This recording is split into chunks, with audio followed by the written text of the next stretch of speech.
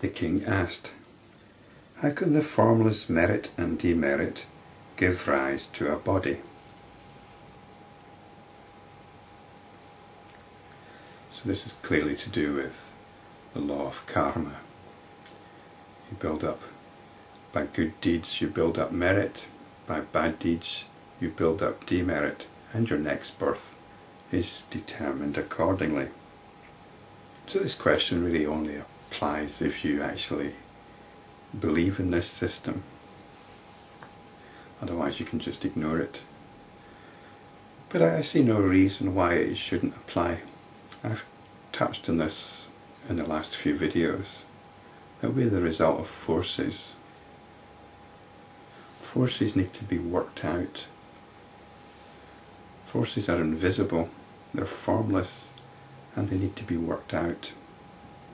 And in our dreams we often explain the dreams in terms of these invisible forces, whether they're sexual forces, wish fulfillment forces, all the rest of it.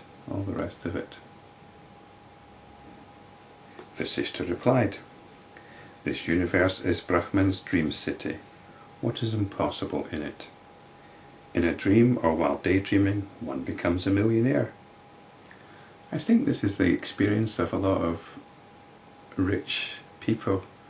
Not that I know many rich people, in fact I don't think I know any.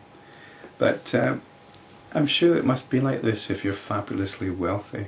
You know, if you're a famous movie star and you've somehow accumulated this extraordinary wealth, you must have this feeling that it's a bit like a dream.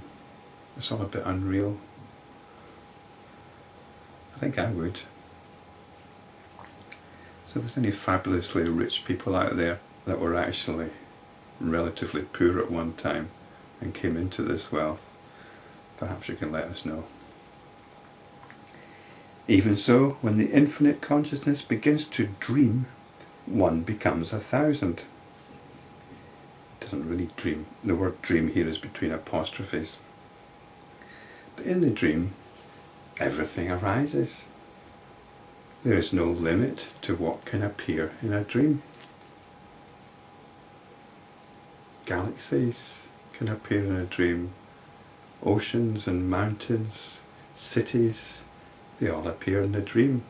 The space is created as necessary. Also, 1,000 becomes one, as in deep sleep. So this 1,000 is the myriad of things. This 1,000 is the myriad many. So we realize it is just the one thing. It's of the dream nature. Hence it is not possible to say that something is impossible here, or to say that something happens here. Is a dream an event? Whatever is experienced is how it is experienced. Hence the knowers of truth see no contradictions or impossibilities in any of this. Such discussions concerning what is possible and what is impossible are meaningful only if they relate to a reality. You choose your reality and then you decide what's possible within it. So you might choose the scientific reality, and that will determine what's possible within it. It's not so much that you choose it, but the choice is actually made for you. This is the one which pervades certain cultures.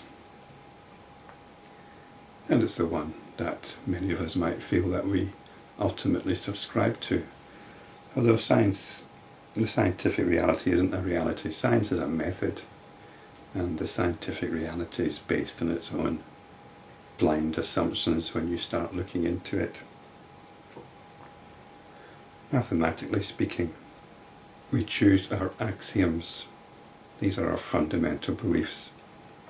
And then our system of belief is based upon these axioms. But these axioms are often tacit. They're often not properly acknowledged. So one of the tacit scientific axioms is that there is a physical universe out there. Although within science itself, that axiom has been challenged. There's also the assumption of matter, of physical matter. That's also a scientific axiom which is coming into some difficulties. But when even the world appearance is only an illusion or a long dream, such discussions are meaningless. The spiritual task is really to appreciate this, to appreciate the illusory nature of everything that we believe. In a dreamlike reality, the only touchstone is experience.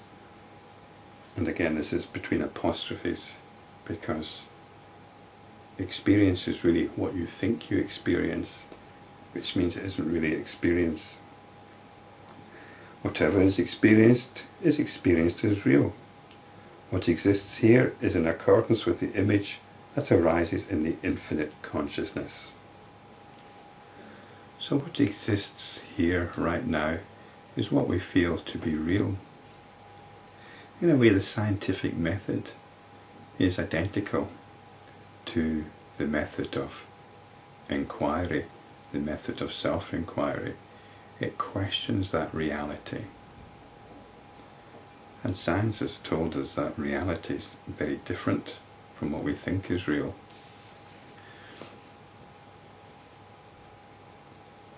And it's come up with this other reality, which is best described in terms of mathematics. Science just needs to apply its method of inquiry further until it examines its own axioms, and it's only a few steps to the realization that's presented here in the Yoga Vasishta, that everything is consciousness.